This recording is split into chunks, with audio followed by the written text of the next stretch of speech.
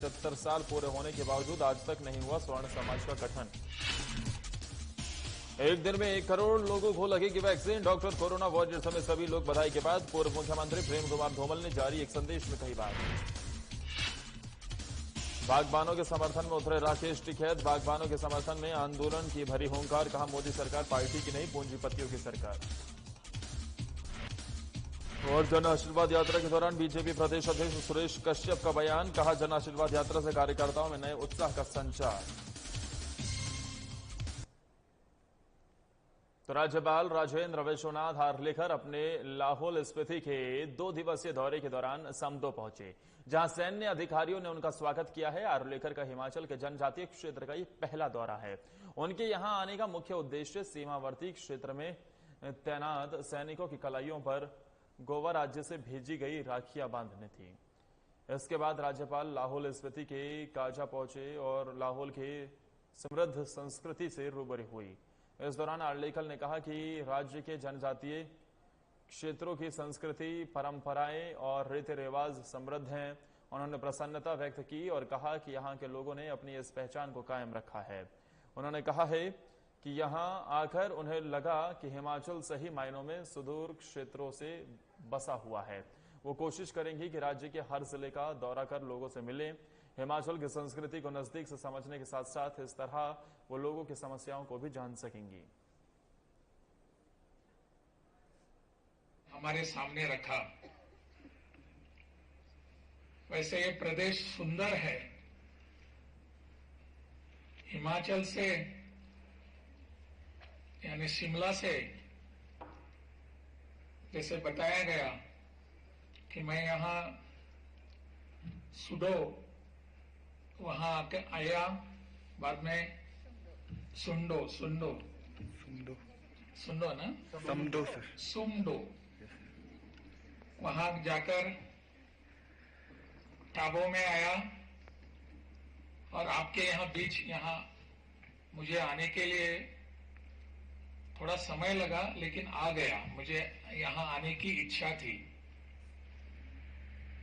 वैसे मैंने तय किया है कि सभी प्रदेश के सभी जिलों में जाऊंगा और सभी लोगों से मिलूंगा, उनकी समस्याएं, उनकी बातें जानूंगा और मुझे उस बातों को समझने के बाद, आपके प्रश्न हैं, आपकी समस्याएं हैं, उनको समझने के बाद उसमें अगर कुछ समाधान उत्तर में ढूंढ निकालता हूं और आपके सामने प्रस्तुत करता हूं। तो आप सुन रहे थे राज्यपाल को, और वो कहते नजर आए कि जिस तरीके से हर इलाके का दौरा करना चाहते हैं, इसके लिए वो पहुंचेंगे जरूर। वहीं आज शिमला में बीजेपी प्रदेश अध्यक्ष सुरेश कश्यप बयान देते हुए उन्होंने कहा है कि जन आशीर्वाद यात्रा में मिले अपार जन समर्थन के बाद बीजेपी ने उपचुनाव की तैयारियां शुरू कर दी है। इस यात्रा से पार्टी के कार्यकर्ताओं में नया जोश और उत्साह पैदा हुआ है, जो आगामी चुनाव में बीजेपी के लिए संजीवनी का काम करेगा। सुरेश कश्यप ने कहा है कि जन आशीर्वाद यात्रा पूरे प्रदेश में चली, जिसमें लोगों ने बढ़ चढ़कर अपना आशीर्वाद दिया। इस यात्रा का उद्देश्य मोदी सरकार की नीतियों को आम जनता तक पहुंचाना था। इसके साथ ही कश्यप ने कहा है कि उपचुनाव को लेकर बीजेपी तैयार है। वहीं अर्की में बीजेपी के अंदर टिकट को लेकर चल रही खींचतान पर उन्होंने कहा कि जब तक टिकट फाइनल नहीं होता, तब तक सभी दावेदारी पेश कर सकते हैं। टिकट मिलने पर सभी एकजुट होकर पार्टी की जीत के लिए काम करेंगे। यात्रा जो कि 19 तारीख को 8:30 बजे शुरू हुई थी और 24 तारीख को सुबह 4 बजे इसका समापन मैच ऊना से हुआ। मैं कहना चाहूंगा कि बहुत पॉजिटिव रिस्पांस और बहुत बढ़िया रिस्पांस इस यात्रा को पूरे प्रदेश भर में मिला। ये यात्रा 68 में से 43 विधानसभा क्षेत्रों से होकर निकली। चारों के चारों संसदीय क्षेत्रों में ये यात्रा गई और प्रदेश का समस्त नेतृत्व उसमें इस यात्रा में सम्मिलित हुआ। हमारे सभी माननीय मुख्यमंत्री जी, सभी मंत्रीगण, सांसद, विधायक और पार्टी के सभी पदाधिकारी लोग और हमारे मोर्चे के लोग भी इस यात्रा में सम्मिलित हुए और एक जनसलाह जिसको कहेंगे इस यात्रा के दौरान उमड़ा, जिसमें बुजुर्ग, माताएं, बहनें, बच्चे, नौजवान सभी लोग अनुराग जी को अपना आशीर्वाद देने। शिमला में हुए सचिवालय कर्मचारी संघ के चुनाव में नई कार्यकारिणी का गठन हुआ, जिसके बाद हिमाचल प्रदेश सचिवालय सेवाएं कर्मचारी संगठन की नवनिर्वाचित कार्यकारिणी अध्यक्ष भूपेंद्र सिंह के नेतृत्व में मुख्यमंत्री जयराम ठाकुर और मुख्य सचिव से भेंट कर अपनी मांगों से अवगत कराया। साथ ही नई कार्यकारिणी की प्राथमिकताओं के बारे में भी जाना।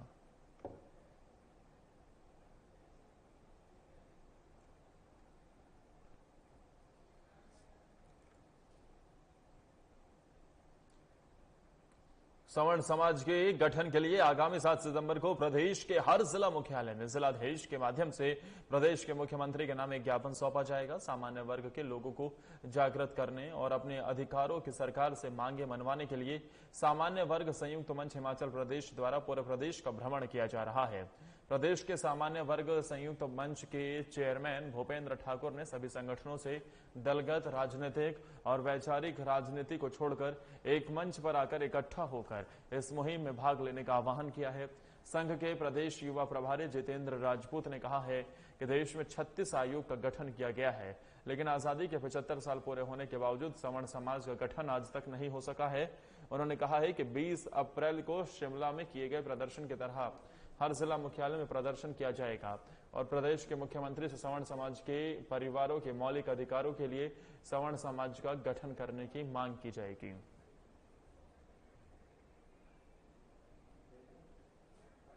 भाइयों, आज हम पूरे हिमाचल का भ्रमण करने के लिए अपने घरों से निकले हुए हैं और उसमें जो हमारा मेन मुद्दा है वो ये है कि अपने सामान्य समाज को जागृत करना और अपने अधिकारों के लिए सरकार से मांग मनवाना।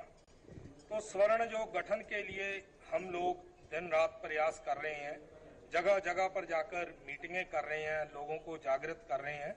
7 तारीख को जिलाधीश महोदय अपने अपने जिले में जाकर सभी संगठन जो स्वर्ण समाज की आवाज उठा रहे हैं या और भी कोई संगठन है, मिलकर एक ज्ञापन सौंपेंगे जो कि आदरणीय मुख्यमंत्री महोदय को दिया जाएगा। उसमें स्वर्ण जो गठन के बारे में लिखा होगा। तो मेरी सभी संगठनों से यही विनती है कि सभी इकट्ठे होकर दलगत राजनीति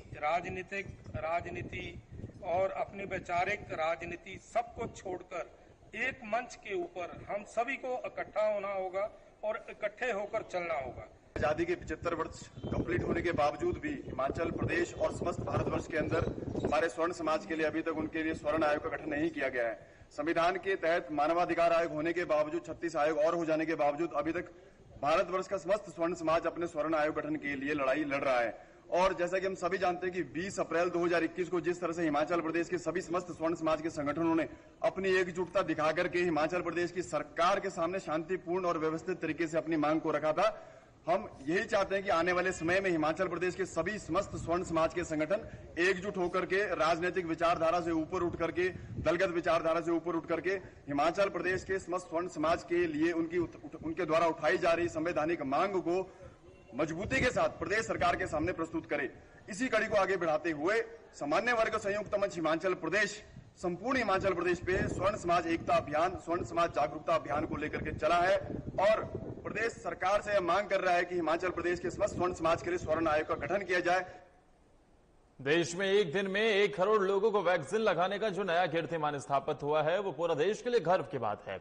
इस कार्य को करने के लिए देश भर के engineer, doctor, paramedical staff, corona warrior और देश के लोग जिन्होंने इस अभियान को सफल बनाने में सहयोग किया है, सभी बधाई के पात्र हैं। ये बात पूर्व मुख्यमंत्री प्रेम कुमार धूमल ने जारी एक संदेश में कही है। उन्होंने कहा है कि देश और प्रदेश से अभी लगातार संक्रमण पूरी तरह से खत्म नहीं हुआ है, इसलिए निर्धारित मापदंडों का पूरा प्रयोग करें। सुरक्षित रहने के लिए जो नियम बनाए गए हैं उनका पूरी तरह से पालन करें। उन्होंने कहा है कि आने वाले कुछ महीनों में देश में पात्र लोगों को डबल वैक्सीन लगाने का कार्य भी पूरा हो जाएगा, जो देश के लिए गर्व की बात है।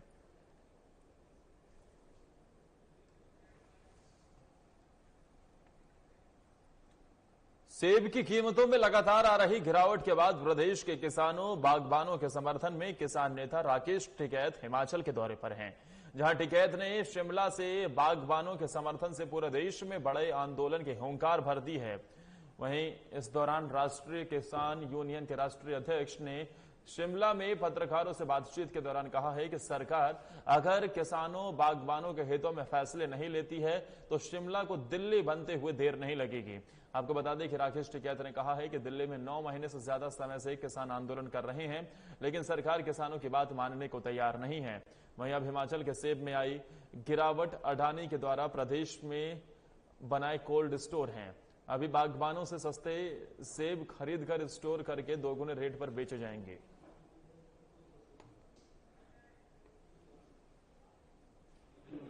और जो भी किसान यहाँ पे आए उन सबका धन्यवाद। पुलिस प्रशासन के लोग यहाँ पे हैं, उन सबका धन्यवाद। मुद्दा ये है कि दिल्ली में एक आंदोलन चला हुआ है और दिल्ली के आंदोलन को 9 महीने से ज्यादा हो गए और वो आंदोलन इसलिए है कि बड़ी बड़ी कंपनियां देश में एग्रीकल्चर सेक्टर में आना चाहती है। वे दूसरे सेक्टर में आए, लेकिन जब उन्होंने एंट्री करना चाहा एग्रीकल्चर सेक्टर में, इसको बर्बाद करने का ताना बाना इस हिमाचल से ही बुना गया। आज से 10 साल पहले उन्होंने कहा कि हिमाचल के सेब के किसानों पर कब्जा कर लिया, अब देश और दुनिया के अनाज पर हमको कब्जा करना है। 10 साल पहले भी हमने उस टाइम पे विरोध किया कि अडानी जैसा एक बड़ी संस्थाएं हिमाचल के सेब बागानों में घुस चुकी है और उसका आज रिजल्ट देखने को मिला कि जो मंडियां थी, जो हमारा आढ़ती सिस्टम था, जो बाहर का व्यापारी यहाँ पे आता था और माल यहाँ से खरीद के और पूरे देश भर में वो भेजता था, आज वो सिस्टम क्लैप्स हुआ है। और उसका नतीजा ये हुआ कि आज जब अडानी के हाथ में उसके बड़े बड़े गोदाम यहाँ पे बने, आज जब किसान की फसलें आई, उसने अपने गोदामों के दरवाजे खोले और मार्केट में हजारों पेटियां सेब की उतारी, मार्केट को डाउन करा गया। हिमाचल में पहली बार आईजीएमसी शिमला में बिना बेहोश किए एक 42 वर्षीय मरीज का ब्रेन ट्यूमर का ऑपरेशन किया गया। ये ऑपरेशन 25 अगस्त को हुआ, जबकि 5 महीने पहले से आईजीएमसी में उसका इलाज चल रहा था। ऑपरेशन के पहले मरीज को 1 हफ्ता पहले एडमिट किया गया ताकि उसे ऑपरेशन के लिए तैयार किया जा सके। हमारे संस्थान में हम लोगों ने अपनी तरह का अद्वितीय ऑपरेशन यहाँ पर किया है, जिस ऑपरेशन को अवेक क्रेनियोटमी कहा जाता है, जिसमें मरीज को ऑपरेशन के दौरान बेहोश करने के बाद बेहोशी से बाहर लाया जाता है ताकि ब्रेन के जिस हिस्से में हम लोग ऑपरेशन कर रहे होते हैं, ताकि उन हिस्सों में और बीमारी में हम ये डिफरेंशिएट कर पाएं, ताकि मरीज को किसी तरह का कोई पैरालिसिस ऑपरेशन के बाद या यूं कहीं कोई सुन्न। और इसी के साथ इस बुलेटिन में फिलहाल के लिए इतना ही। नमस्कार।